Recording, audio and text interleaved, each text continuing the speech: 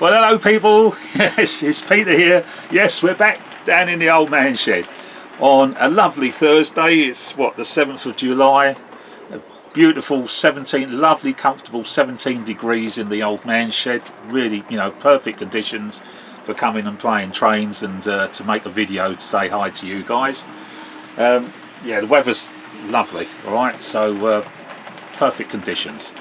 Last week, we was up in the 30 degrees, wow, and so yeah, not so much playing trains. Come down in the evening when it cooled. I mean, it was still crazy, you know, it's humid and all the rest of it.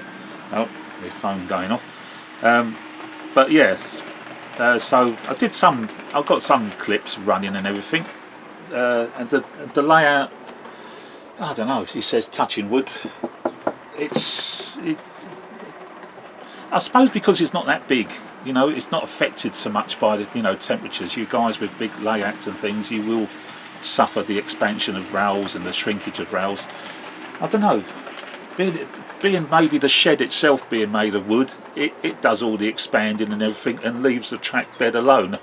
I don't know, but we've been now maybe getting on 4 or 5 years now since it's been created, and yeah, it's good. I mean, the baseboard, I'll keep going on, it's the board itself, so not the track, the board itself is a 7x4, and it's the old ply base on 6 supporting legs, joined in the middle using bolts and biscuits to make sure the joint in the middle was good, and then the whole of the top was covered in cork.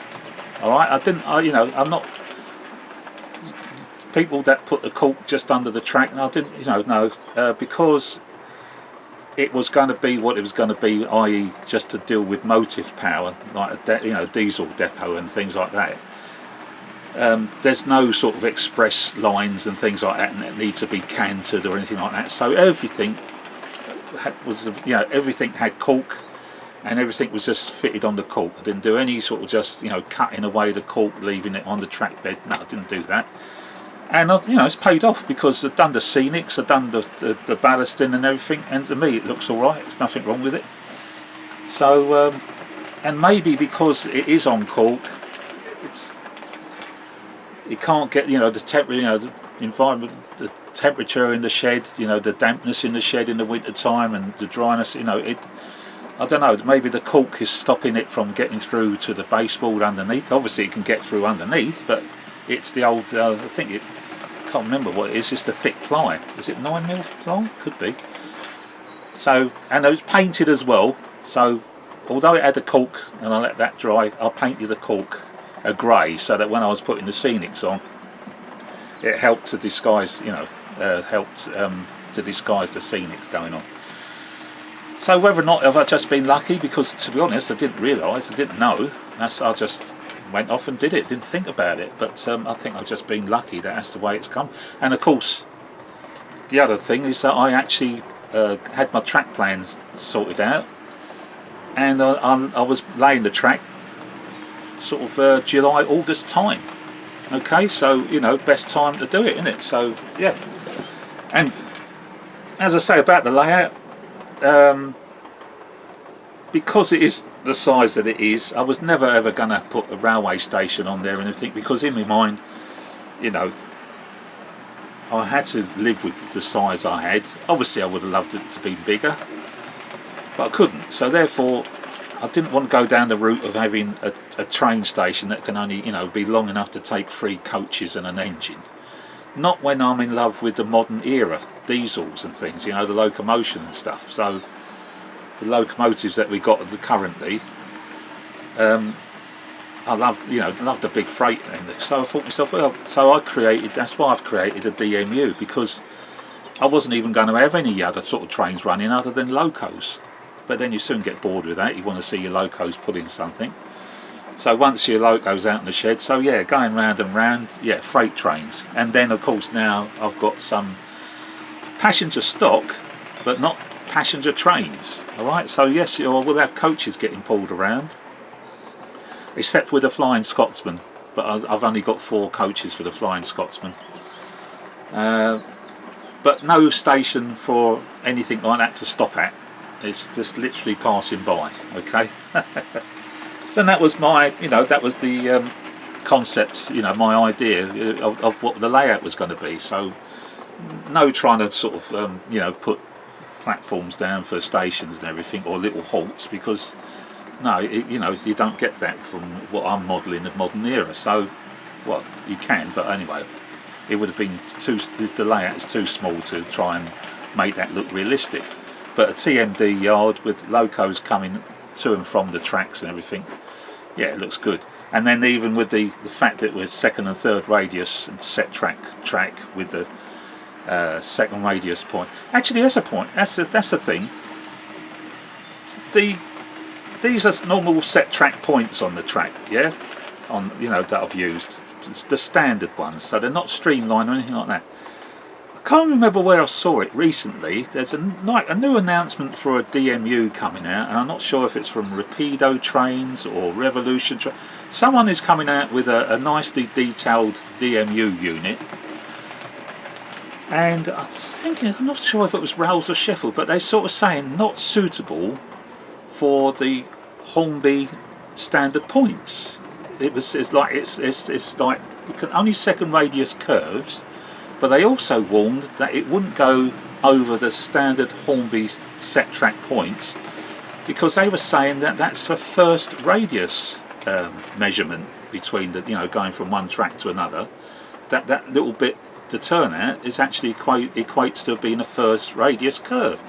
And I think to myself, no, that can't be right, because I've got the standard ones here, and I'm sure that I saw it somewhere. Again, I can't find anything to tell me where it is for sure, but I'm pretty damn sure that it's second radius. Okay, so, and you'll see from all my films that I've done in the past, this, that and the other, I've shown you trains going across from the second radius to the third radius, and although it doesn't look lovely, with the coaches, that transition is a little bit severe, it can do it. And of course, all the locos, none of my locos or rolling stock is designed to run on first radius. It all says a minimum of second radius, and sure enough, everything does run on it, including going across these points. So I'm not sure where they got there, where they said that. I've definitely seen it. I can't remember where I saw it from, and I can only assume it's because the detail on this DMU, it obviously snags, because it is very tortuous when it goes across the 2 points. It does do a lot of movement. So I guess they've got a lot of nice detail, because they've the likes of Rapido or Revolution and whoever it is, they go to a lot of detail, don't they? So maybe it just snags. So they say no, not fit for the standard points. Not that it wouldn't matter with me, because I'm not interested. I've got what I want to run as regards me DMUs, and that's what this video is going to be about. I want to show you my rail operators groups 37 pulling the trains that I've made up in order to create what we call drags, okay, what they do in the real world. And I've got I can have a mixture of 1, 2, 3, 4, 5 types of drags behind a 37. So that's what I want to do. I want to sort of talk to you and show you what I've done in order to create these drags, because it's whether or not somebody's now seen my videos showing, because I've never ever seen anybody do it before, either at exhibitions or on YouTube. Now I am seeing there's a few, I guess I've even given my own sort of model railway group, the idea of creating drags, because if you are into the modern era, that is a legitimate train. Oh, I can say that. That is a legitimate train running on today's tracks, where you have the rail operators group 37 or others. It's not just exclusive to them, but obviously you get movement of these coaches, these DMUs, EMUs being moved here, there and everywhere, or even being taken off, sadly, to the scrap heaps. So that's what I want to show you today. Alright, so we'll get into that, and then of course I've got running clips following on after that. But yeah, let's get on to showing you my 37 drags and what I've done. And my last one I've done is the old Lima 156 that I've got quite a bit of video to show you on that. And at first, when I first created it, I had a barrier wagon top and tailing it, and then, but when you look, it's only 2 coaches, it's only 2 carriages, and I thought to myself, well, you know, the barrier wagons alone are the size of the coaches. So I thought to myself, and you can see them in real life, if they've got the right couplings on the loco is only just pulling the train itself. It doesn't have any barrier wagons. Sometimes they do, sometimes they don't.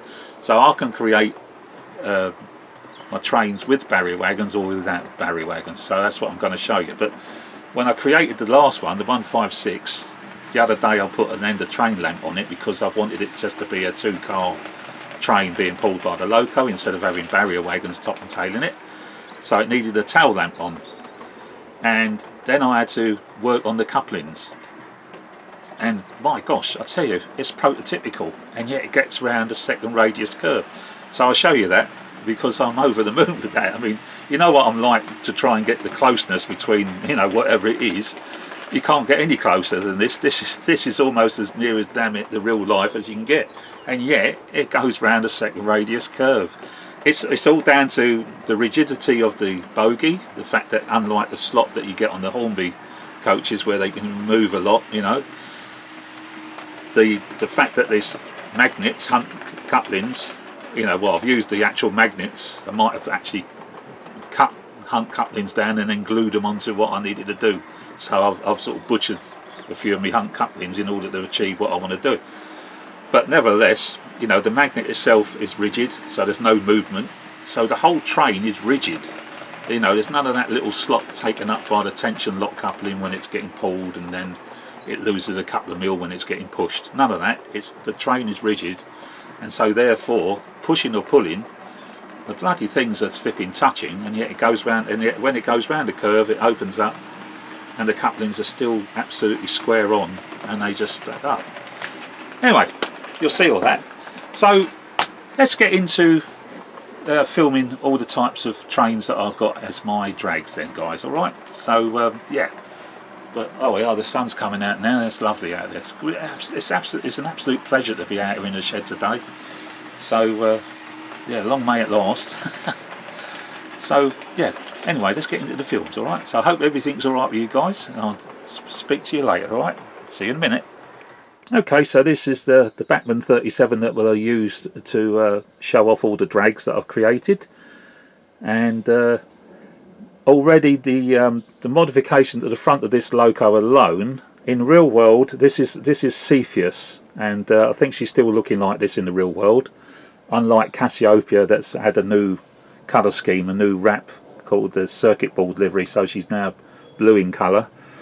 I think the Europhoenixes are taking all their locos in to be re-wrapped in a new colour scheme, but at the moment I won't be in any hurry to change because I do absolutely love to death this scheme, so it stays as it is. But modification to this loco itself, in order to make it realistic to be pulling drags, is the coupling on the front. You see, it's not just a hook. It's got it's called a Delner coupling. It could be fitted with a tight look coupling, but in this case it's a Delner. So we're going to bring this in, and she is pulling this newly created 158. And I'm going to move it, but I'm not going to have the sound on because otherwise it'd be too noisy. Right, but you'll see. We'll have a look and see. There's the 156 coming into play, and then when she comes on the straight, you can't get closer than that, guys. Look at that. And now when you see the actual between the coaches, look at that, there's a gap. There is no gap.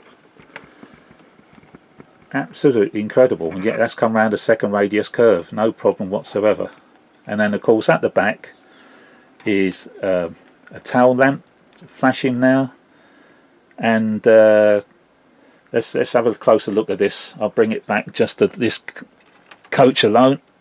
See its magnet. I'll take it off. At the end, it hasn't got a capacitor in there. It gets very good pickup because it is a conventional old Lima. This is the old Lima train, and you can see there the gap. You can see how hollow it is in there because it did have the old pancake motor in there, which of course I've actually cut away. I wasn't interested in it whatsoever. I just wanted the bogie frame and wheels rotating, so you can see only when you look at it at that angle it's okay there, but whereas you should have had the pancake motor in there, I've done away with all that and cut the plastic down. Yes, you're probably thinking, oh, sacrilege, you know, that was a good motor. Well, no, it wasn't, because it wasn't running very well. It's even still got its traction tyres on, but there we are. There's got the gears on those wheels. That's the what would have been the driven side. Traction tyres, no problem. Can just leave them on there because you know, they're not needed, but they are needed just to even up the wheel sets, aren't they? Otherwise, the groove would be too deep. But yeah, so, and then you can the coupling. You can see where I've attached a hunt coupling to it in order to get you know, to get the right dimensions. And this is the thing with this: there's no movement in the bogie, not hardly any movement side play, and of course, and the coupling itself is rigidly attached to the bogie frame. Don't need it at the end. I've cut it away. I've stuck a dummy Delna coupling on the end there because because there's no snow plough, no detail on the end of this train, so having that on there doesn't look too bad when you just see that going around. And of course the lamp will work once it's getting pick up, because it's getting pick up from those two on that side and those two on that side, which it would have done had it been a working train. This was a working train when I bought it. As I say, it's the old Lima. 55, 60 quid I paid for it, knowing what I was going to do with it, and I don't think that's too bad a price to pay in order to create a train that I can use on my layout, because you know, in real world I don't have any passenger stock running around, but I do have drags that I've created. But this one, as I say, pushing or pulling, I can run it backwards if you want. I'll just to prove it to you. But there's the gap. There is no gap, but it opens up going around the second radius. And then same with a very close fit into the loco itself. No problem at all. I'll bring it round and I'll stop it, and then we'll look at another one. So we'll use the same loco for the drags that I'm going to create or showing you. But this is the last one I did, and I did used to have a barrier wagon topping and tailing these two coaches. See the flashing tail lamps working. Sometimes stops when it goes across the points because it hasn't got a stay alive, but look at that, and then it starts opening up to go round the curve. But there is absolutely, I can't show you it all together, but if I was to do that, there's no movement with the train. As soon as you pull the train, or as soon as the loco starts moving, it's instant. There is no slop between the coaches and the train itself, and that's how close the loco is to it. Can't get, you know, if I move the camera across to get it when it's really right on the straight. Hold on. So there we are, we're dead straight now, and I've got to move the camera, bear with me. That's the gap you've got going down the straight. So when I now move the other one, I'll change direction. There you are. You can't get closer than that. There's no buffer on the train, so there's only the buffers on the loco, obviously. And then this is the gap, that's the gap you've got. Well, there is.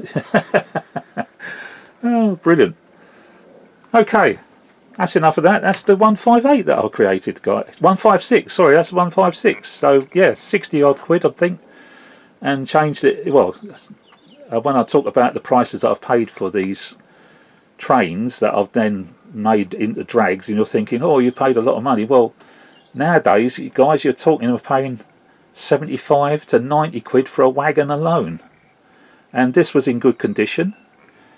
Although where the pancake motor was, when you pulled it apart, the plastic was very, very fragile at the end, which is now all done and dusted. I won't be opening that up anymore, so that's not a problem. But it was on the verge of breaking, and then it would have been completely useless. So, because it is as old as it is, being the old Lima moulding, which of course is now Hornby Still the same moulding that Hornby uses, but they've changed the motor, haven't they, from the Pancake. That's the original Lemur. So that's for the first drag. Right, the second drag is a Bachmann 158. Let's get the numbers right this time. It is a 158 in the Regional Railways livery.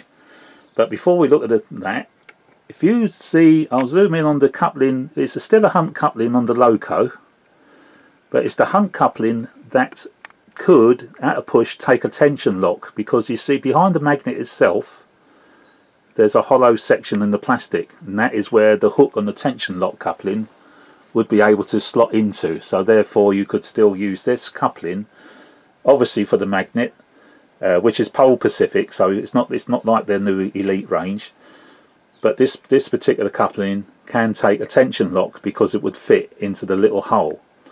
So with that in mind, and with me having to try and sort out the couplings for the 158s, I've just used a bit of paper clip. Alright, but the paper clip, obviously, he says, trying to show you, can obviously swivel left and right. But the beauty of that is, obviously it doesn't couple up like as if it was coupling up. I have to just lift it across, fits into the little hole that I was talking about, and that is able to push and pull.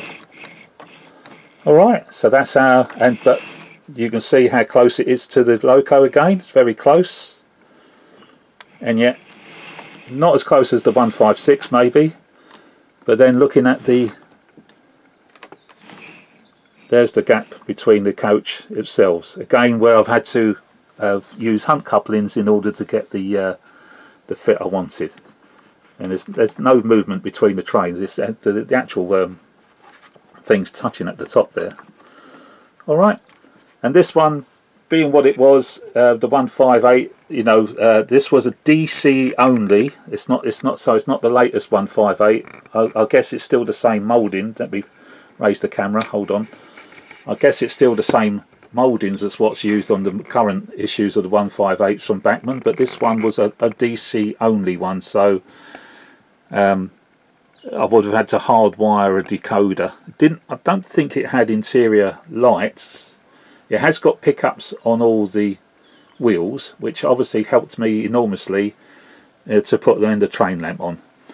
But I had to, you know, change all the couplings, modify the couplings so that I'll get my close coupling look. And so with that, I'll just send it off, just to show you that it goes round no problem. So nothing, no gaps down the straights, but when it goes round the corners, opens up, and of course that's got the end of train lamp flashing away, no problems. Round the back, no issues whatsoever. And that again, so that's how in the real world, you know, quite happily, if the coach has got the right coupling, so that can be fitted to the Loco, it wouldn't have the barrier wagon. You'll just see it through like that. So even though it's only a 2-car set, that doesn't matter. If it's got to be moved, it's got to be moved, isn't it? Alright, so that's my second drag for you. And that absolutely works perfectly. It might be just a bit of bent paper clip, but I think again, I can just approve it. A little bit of movement, but going backwards, any problems going backwards? Nah.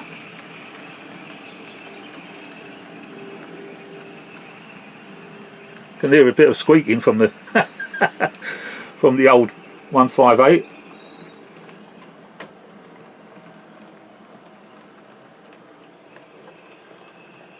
Be a little bit faster than that, Peter, come on, because it's no issues with it. It's fine. Because there's hardly any movement, because it is a paper clip, it's rigid.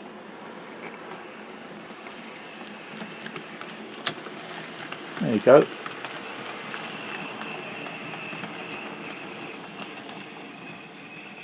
Yeah, squeaking from the thing. Yeah, so that's because it's got that coupling on the Loco that I can use a bit of bent paper clip. And yes, you've got to lift it off just to take it off, but hey, that's not the end of the world, is it? That's that one. Okay, so it's like a bit of deja vu, but it's another 158, Bachmann DC only model, but this time in the Metro Northern colour scheme. Alright, so same thing again, bit of bent wire, paper clip, and a 2-car set, and the back car has got the end of train lamp. So without going too much, I'll just get this going, but that's the same thing, exactly the same as what I did with the other one. So she runs fine, not much of a gap when she's on the straight, but then opens up when she goes round the curves, no trouble. So no derailments, nothing. I think with the last one, when I was pushing it back, when it got to this section here, there was a little clip, because that's where the corridor on the EMU, I think they were just, because they do touch, it just made it jerk for a second. But obviously I don't push, I'm always pulling, so that doesn't give me any problems, and it didn't derail it. It just gave a quick little slip as it came round that curve. But pulling, absolutely no issues whatsoever when they're pulling.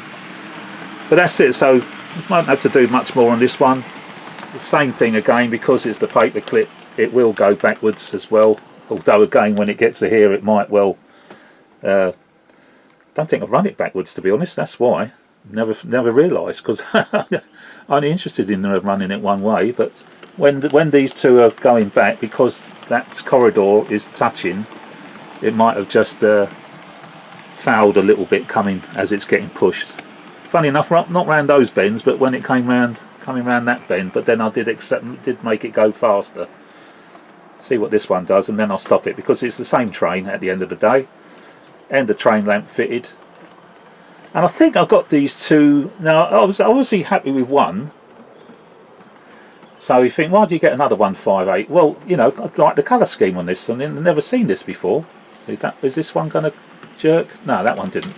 Yeah, there we are. So it's just because the corridor is a bit so close that when it's pushing, it's asking a lot of it. But who pushes? I pull.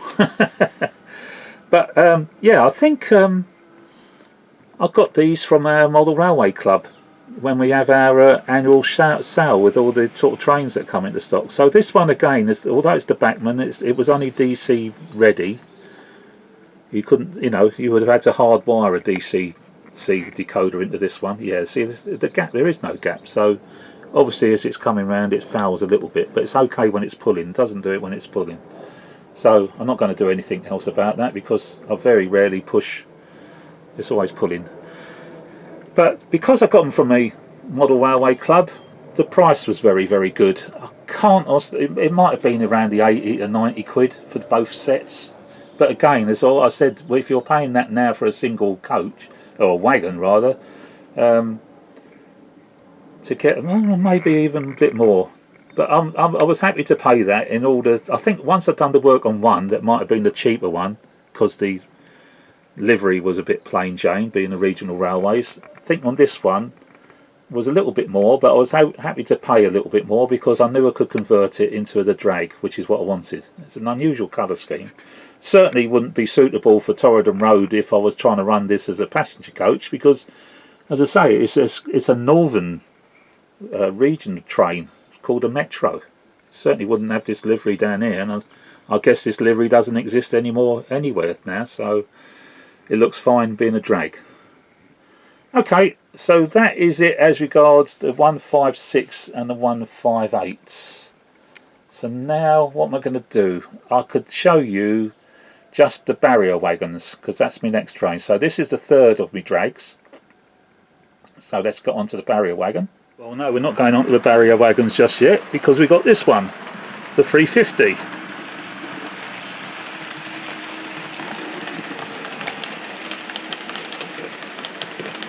There we are, lovely little rake by itself, and the train lamp of course fitted where it ought to be fitted.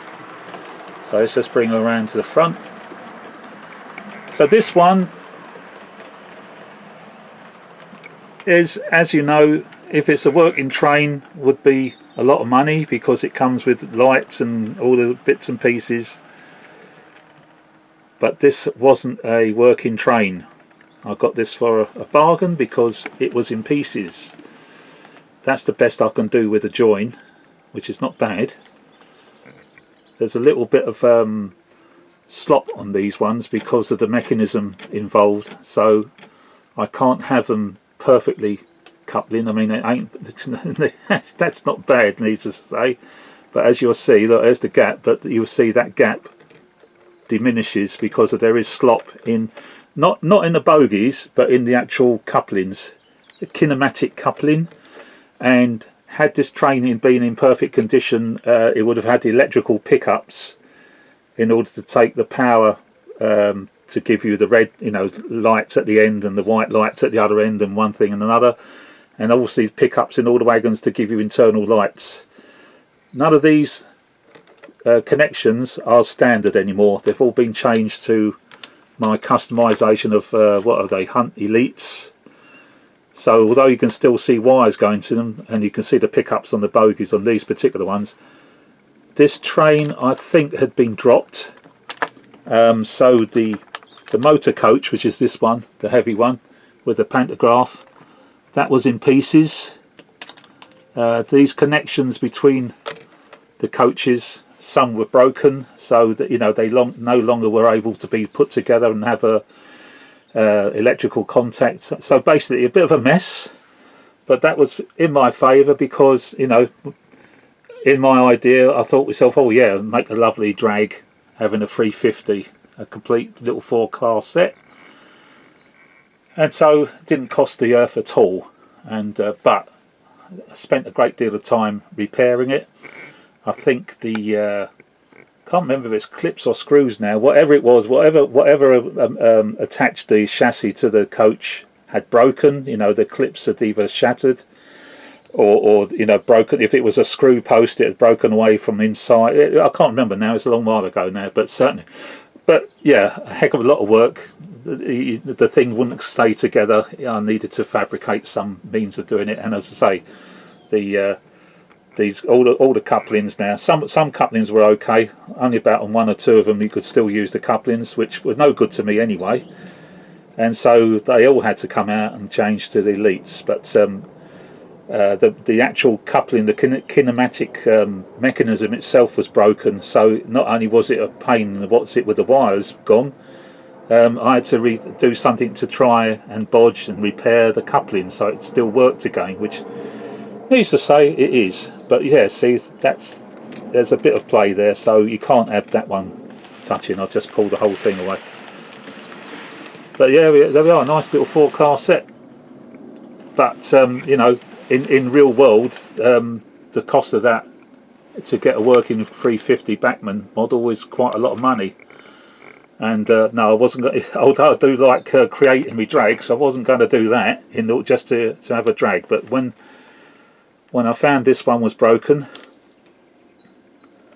it was sold, as sold as seen, and I think on Fleabay, and the seller sort of said, yeah, it's broken, it's bits, have it for spares basically, because he's, I think 1 or 2 out of the 4 of the coaches were okay, but yeah, I had to change all the couplings. Yeah, you see the play with the kinematic couplings. It's not the bogies, it's the kinematic couplings.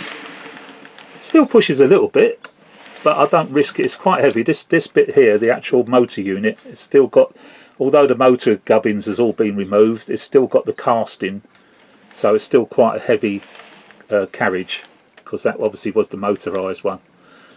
But there you are. I'll have it going around again, and let's bring the 37 back to connect onto it, because it's gone round the corner, so it's not lining. The couplings aren't lining up. This makes a nice clickety clack because it's quite heavy. There you go. Right, let's get it going round the right way.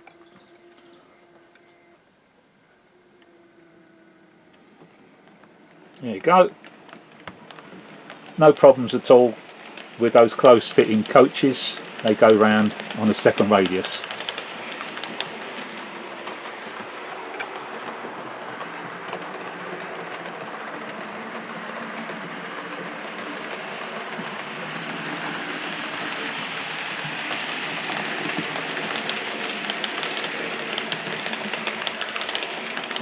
So that's the 350. Now we'll go on to the barrier wagons. Okay, so we have Cepheus now taking these 2 barrier wagons back. Okay, So these barrier wagons in question are a commission build from a company called JB Models, and what he's done here, he's taken, I think, a Mark II Bachmann coach and filled, obviously to fill in all the windows and everything like that, 3D printed the parts that he needs in order to create these two wagons. These are as they are in the real world, and so they are exactly as looking like this. This one connects normally with the Hunt couplings, no problem at all, because they are Bachmann coaches at the end of the day. But there's lots of 3D items there. You can see the couplings and the connections that they have. That's as close as I can get to coupling the coaches together without them breaking any of those couplings and the things. But there's loads of them, as you can see. But that's exactly how they look in the real world. So yeah, this was a commission build. And I've obviously had to fit an end of train lamp to the very last ones, because it will be the last wagon on the next rake, the next train, the next drag that I'm going to show you. Alright, so that's that. Oh. Last train then, this is the ultimate drag with the barrier coaches, and as you can see, put in a lovely rake of 8 LNER coaches with the barrier wagon at the very end. So this is obviously for me the ultimate, because this is a very long train to run on this little layout. Hence that's why I don't have any railway stations, because you couldn't get this lot on. And as it is, it's almost a tail chaser because it is so long, but I can obviously film it and do what I want. All fixed with Hunt Elite couplings to get a very nice close fitting coach, and yet the coach still, when she comes round again, she still opens up to go round the curves, as you'll see. There we go. And obviously at the end of the barrier wagon it is fitted with the end of train lamp. Sometimes they might have another loco at the very back of something as long as this, but otherwise it's no problem running it as it is. Just going to bring you up, and you will see that the join down the middle, when she comes past in the middle there, it's quite closely coupled. Again, the coaches is set to the barrier wagon. What I'll do is I'll try to stop it next time when she comes round. So these actual coaches are fitted with elite couplings, whereas the barrier wagons are fitted with the old standard Hunt couplings. But you can see the gap is not too bad in the middle there. It's the best I can do. That's not bad. And look, there she is, started to open up to go round a third radius curve, admittedly. And to be honest, I'm only doing it on the third because these are so long, these coaches. The overhang on the second radius curve I don't like, so I'll run this train on the outside loop as opposed to having it go round on the second radius. So as close it can be, but still nevertheless they are the elite couplings, so they fit, buckle up, no problem whatsoever. And that's it, folks. That's me. There'd be drags. It's the sort of thing I know, you would do. You'll get, exhibitors, I suppose. If they exhibit their layouts, would go to this length that I've gone to try and get trains to look as close as possible to what they are in real life, because the money involved in order to do it, as I say, with the barrier coaches being what they were, having to be a commission build, and they weren't cheap. These are standard Hornby. Again, I got them from our club's model shop, and I think these are Mark III coaches. They've been replaced now with Mark IVs in the same livery, and I think these not the LNER livery. I think they are. So I will finish off this little bit and then put some running clips on, but I'll have them coming round and I'll put the engine sound on, okay?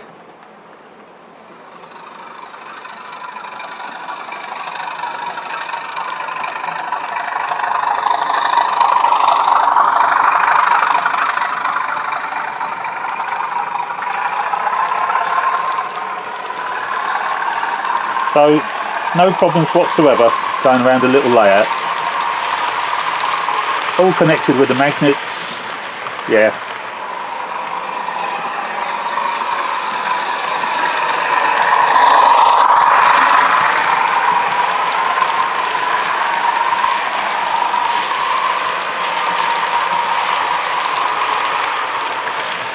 There you go. And I guess just to show you, the last two items belonging to the rail operators groups are these two more Class 37s. The one on the left is how she is in the real world at the moment. That's the Merleys Pioneer.